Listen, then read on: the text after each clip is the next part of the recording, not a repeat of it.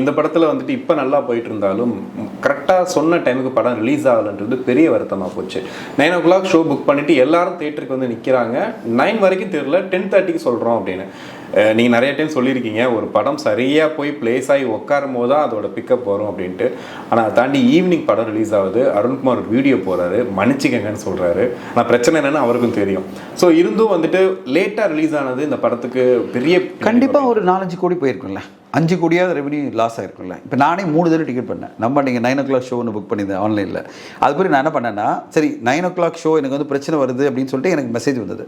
நான் என்ன பண்ணேன், எனக்கு உடனே ஃபஸ்ட் ஷோ பார்த்தா ஆகணும்னு சொல்லிட்டு அடுத்ததாக என்ன ஷோ இருக்குன்னு பார்த்தா பலவசால வந்து 12 o'clock ஷோ 12 o'clock ஷோ பண்ணிட்டேன்.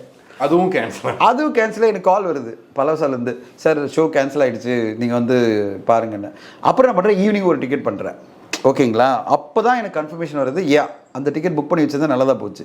இப்போ 2 ஷோவும் கேன்சல் ஆகும்போது அப்போ நினச்சி பாருங்கள் எத்தனை பேர் இது மாதிரி லாஸ் ஆகிருக்கும்.